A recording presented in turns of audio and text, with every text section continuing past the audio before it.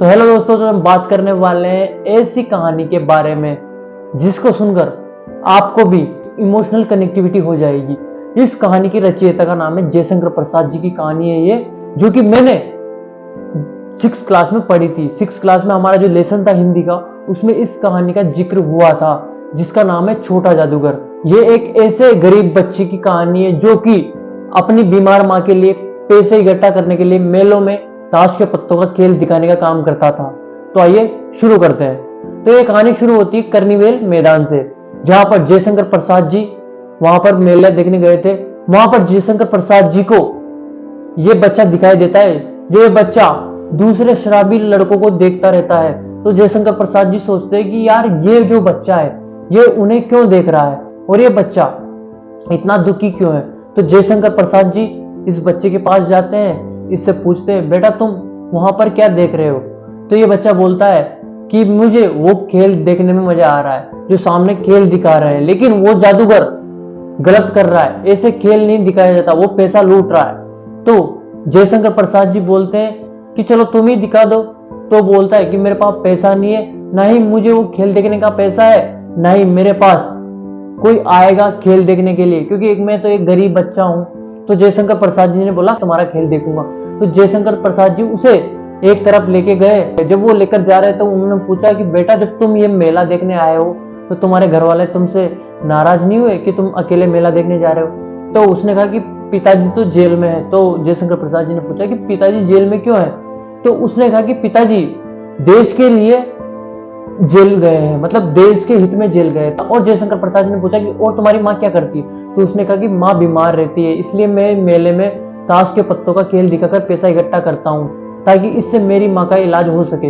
इतना सुनते ही जयशंकर प्रसाद जी थोड़ा इमोशनल हो गए। तो उन्होंने कहा कि अभी तो तुम इतना फटा झोला लेकर फटे कपड़े पहनकर घूम रहे हो, तुम्हारे पास एक भी पैसा नहीं हुआ, अभी तक तुमने खेल नहीं दिखाया। तो उसने कहा कि अभी मेरे पास कोई आया ही नहीं। वो जयशंकर प्रसाद जी को बाबूजी के नाम से बुलाने लगा था। तो उसने कहा कि बाबूजी मेरे पास कौन आएगा, मैं तो एक गरीब बच्चा हूँ, मेरे पास कौन खेल देखने आएगा, कौन मेरे को पैसा देगा, कौन मेरा खेल देखेगा। ऐसे ऐसी बातें करने लगा वो लड़का।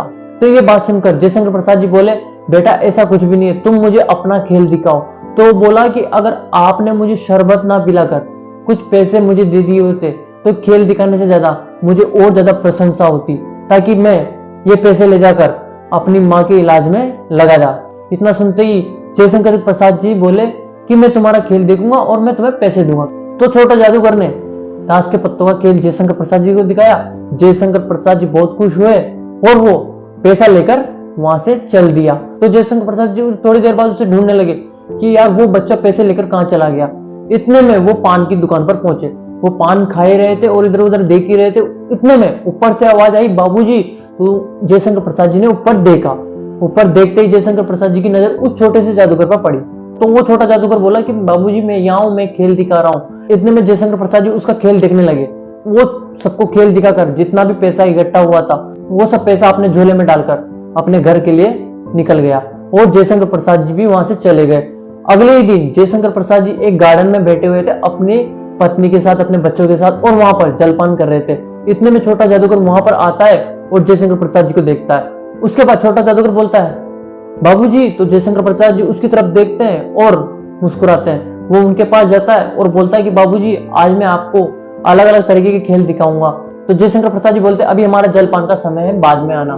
तो थोड़ा सा उदास होकर बोलता है नहीं बाबूजी आज मैं आपको अलग अलग तरीके के खेल दिखाऊंगा, देख लीजिए ना। वो थोड़े से गुस्सा हो जाते हैं और वो गुस्सा करने लगते हैं। इतने में उनकी धर्मपत्नी बड़े ही नम्र विनम्र स्वभाव से बोलती है कि दिखाओ बेटा क्या खेल दिखाना चाहते हो। इतने में जयशंकर प्रसाद जी अपनी धर्मपत्नी की तरफ देखने लगे और सोचने लगे कि एक माई दूसरे बच्चे का दर्द समझ सकती है। वो इस स्वभाव से बात करने लगी और उसका खेल देखने लगी। वो खेल दिखाकर जाने लगा तो उनकी पत्नी ने उसको 1 रुपया दे दिया और वो 1 रुपया देकर उछलने लगा और बोला कि आज मैं थोड़ा सा खाना खाऊंगा, कुछ पैसे माँ के लिए ले जाऊंगा। तो वो वहां से चल दिया और ये सब भी अपने अपने घर चल दिए। और फिर एक दिन जयशंकर प्रसाद जी गाड़ी से गुजर रहे थे तो उन्होंने एक झोपड़ी के पास कंबल में लिपटा हुआ छोटा जादूगर वहां पर सोया हुआ उनको दिखाई दिया। तो जयशंकर जी उसके पास जाके बोले बेटा तुम यहाँ क्या कर रहे हो, तुम्हारी माँ तो हॉस्पिटल में है ना। तो उसने कहा कि हॉस्पिटल वालों ने माँ को निकाल दिया है। क्योंकि पैसे थे नहीं, इसलिए हॉस्पिटल वालों ने माँ को हॉस्पिटल से निकाल दिया है। तो हमको इस झोपड़ी में रहना पड़ रहा है, मैं बाहर सोता हूँ, माँ अंदर है। और जैसे उन्होंने अंदर देखा तो माँ बेचारी बीमारी से जूझ रही थी, कंबल नहीं था। तो छोटे जादूगर ने माँ को जाकर अपना कंबल दिया, कंबल उड़ाया, और वो जयशंकर प्रसाद जी के पास आकर बोला, बाबूजी आज आपको कौन सा खेल दिखाऊं। तो जयशंकर प्रसाद जी सोच में पड़ गए कि यार, जिस बच्चे को मैं इतना गलत समझ रहा था, उस पर गुस्सा कर रहा था, वो कितना गरीब है, उसकी कितनी मजबूरियां हैं। वो जयशंकर प्रसाद जी सोचने लगे कि गरीबी भी कितनी बेरहम होती है, कि एक छोटे से बच्चे पर भी तरस नहीं खा रही। फटे पुराने कपड़ों में छोटा जादूगर बोलता है जयशंकर प्रसाद जी से कि बाबूजी आपको आज क्या खेल देखना है। तो जयशंकर प्रसाद जी बोलते हैं जो तुम्हारी मर्जी वो दिखा दो। तो उसने खेल दिखाना स्टार्ट कर दिया, वो खेल दिखाने लगा। जयशंकर प्रसाद जी बहुत खुश हुए, और एक दिन जयशंकर प्रसाद जी उसको मेले में लेके गए। वहां भी उसने खूब गुड़िया के खेल दिखाए, बंदर का नाच दिखाया, अन्य खेल दिखाया। उसने वहां पर ताश के पत्तों का खेल दिखाया, उसका फेवरेट था ताश के पत्तों का खेल, तो वो उसी को ज्यादा दिखाता था। तो वो मेले में जाकर दिखाने लगा। जयशंकर प्रसाद जी उसको रोज देखते, रोज उसके खेल से खुश होते, उसको पैसे देते, वो अपनी माँ के लिए लेके जाता। लेकिन एक दिन ऐसा आया कि जयशंकर प्रसाद जी उसको उदास खड़ा देख रहे थे मैदान के अंदर। तो जयशंकर प्रसाद जी बोले कि आज बेटा तुम उदास क्यों हो। तो उसने कहा कि बाबूजी आज मेरी माँ ने कहा है कि तुम घर जल्दी आ जाना। तो जयशंकर प्रसाद जी ने बोला कि ऐसा क्यों बोला माँ ने, तुम तो रोज समय पे जाते हो। तो छोटा जादूगर बोलता है, तो माँ ने बोला कि मेरी अंतिम घड़ी आ गई है, तुम जल्दी से घर आना, मैं बच पाऊंगी या नहीं बच पाऊंगी। इतना सुनते ही जयशंकर प्रसाद जी की आंखों में आंसू आ गए। ये सुनते ही जयशंकर प्रसाद जी अपनी गाड़ी में उस छोटे से जादूगर को बैठा कर उसकी झोपड़ी में लेके गए, जहां पर उसकी माँ एक टूटी सी खटिया पर लेटे हुए सिर्फ इतना ही बोली कि बेटा तुम खुश रहना, और इतना बोलते उसकी माँ की सांसें थम गई।